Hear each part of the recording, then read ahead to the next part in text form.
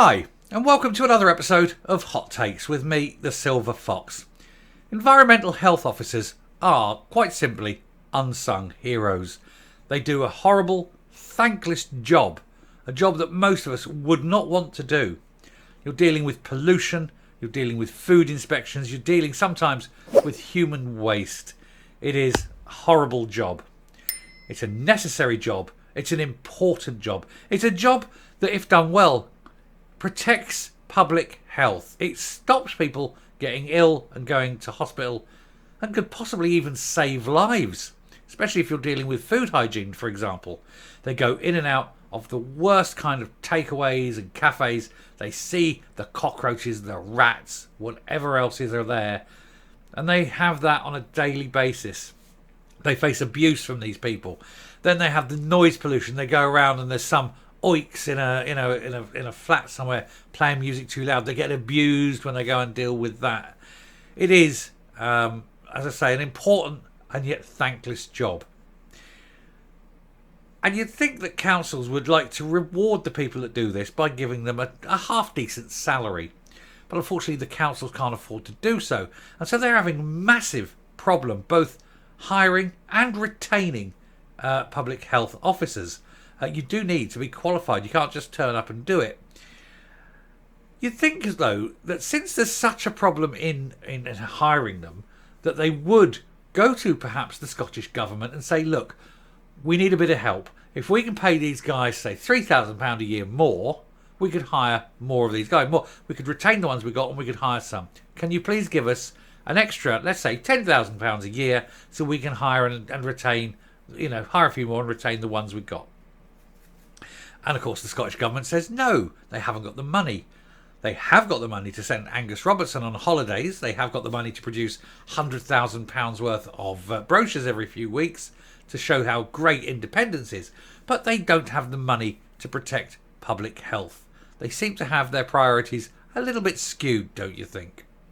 Anyway, we'll take a look at this article to see why Scotland is facing such a problem when it comes to hiring and retaining health officers. Here you go. Now, this is only a short article, but I thought it was an important one, so I thought it was definitely worth raising it with you, just to put it into your consciousness, because it is one of those things that people don't really appreciate, don't think about, until you think about it. And then you realise, actually, how important these guys truly are. So Scotland facing chronic shortage of health officers as councils struggle to recruit and to retain as well. Fears have been raised over local authorities' ability to deal with river, air and noise pollution. And this is the sort of thing they get. Now, you get something like that, it's being dumped or whatever. Next thing you know, there's food in there. You're going to get rats, public health issues. That's not pleasant dealing with that. And you don't know what's in there. There could be human feces. There could be all sorts of nasty things. They found, it is utterly disgusting job. But such an important one. So Scotland is facing a worrying chronic shortage of environmental health officers, the Daily Record can reveal. It's feared the shortfall will cripple efforts to deal with river, air and noise pollution in local areas, as well as keep on top of food hygiene inspections.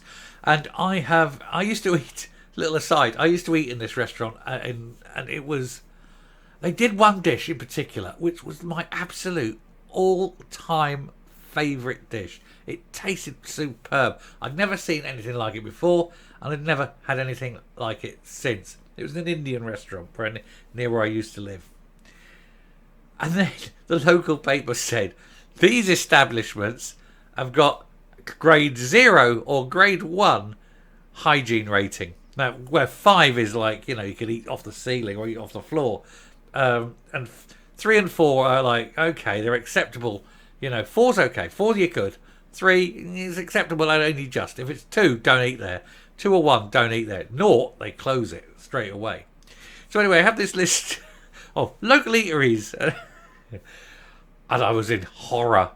And one of them, it wasn't a 0, it was a 1. But it was my local Indian. And then I looked down the report and they were talking about, there was, cockroaches, rats in the back. They'd found maggots. I was like, Oh my God, I've been thinking there for years. And I never ate there again, let me tell you. They did clean it up. They did get up and they got up to a 4. Massive investment. They did get it. They got up to a 4. But by then, it was way too late for me. I never ate there again. The thought of it. Anyway, getting back to this. Data obtained by Labour MSP Monica Lennon, shared with the Record, shows nearly 1 in 6 posts going unfulfilled nationwide. So you're down to only 40%. That's a massive fall. 40% of posts missing. It gets worse in certain places, with a 40% shortfall in Fife and nearly a third of positions vacant in Scotland's biggest cities. 32% in Edinburgh and 30% in Glasgow. And boy, Edinburgh and Glasgow need them. They're big old cities, you know. All councils in Scotland employ environmental health officers. They have to. It's a legal obligation. To keep tabs on local environmental problems that could affect people's health, such as pest infestations, toxic contamination, pollution and substandard housing. They also work with the Food Standards Scotland to routinely inspect restaurants, cafes and pubs. And they also do work with the Environmental Agency and do things like where there's new developments, for example. They do soil testing and they make sure that there's no issues and things like that. Well, the environmental health officers don't do the soil testing. That's part of the Environment Agency. But they're there for other reasons, and they go in and they will have a look. And again, planning. We've had Glenby round, especially if it was any kind of factories was there before. Anyway, the professional body, the Society of Chief Officers of Environmental Health in Scotland, has found a 20% decline in the number of EHOs in Scotland since 2016. Lennon said, "Our Freedom of Information investigation shows many local authorities are struggling to recruit skilled workers for these posts at a time when poor air quality and environmental problems are causing concerns." And again, this is something that the Scottish Government could sort out. They could give more money, specifically ring-fenced. And we know how good the SNP are at ring-fencing. But they could give these authorities ring-fence money saying this is for environmental health officers. Hire and retain and push them out. Because it's actually an investment. Because if you can get the environmental health officers out there, spotting these things, cleaning them up, stopping the infestations and things, it benefits public health greatly, which means you're saving a massive shed load of money, because all these people aren't then going to hospital with doctors with illnesses or taking time off work and and lowering the GDP and things because of the things that have happened to them. So it is a massive investment, but it is worth every damn penny. Put in, you don't have to put in a lot. If you put in £2 million, which on a national scale is not a lot, but £2 million would retain and hire quite a few, and that would get paid back way more in terms of losses over the years from having a cleaner environment.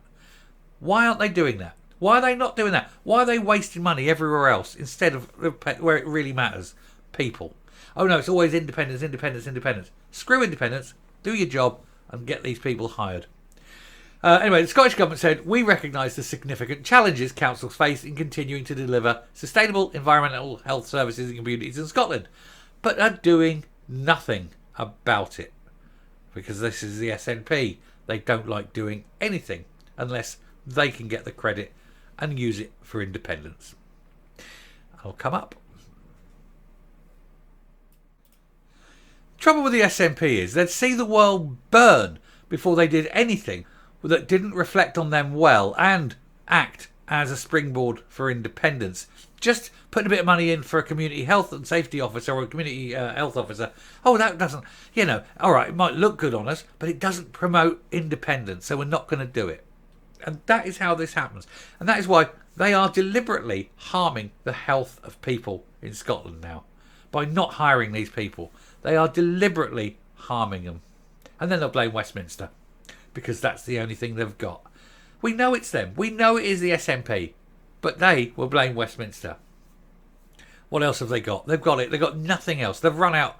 They've run out of arguments. They've run out of any kind of idea of what they're doing. It's time for them to go, I think. Anyway, I shall stop there. Thank you very much for watching. If you like what you see and hear on the channel, please hit that subscribe button, ring the bell, leave a like, leave a comment, please share the video. And until next time, stay safe, stay well, and stay well away from trouble like that. Ugh, horrible things. Bye.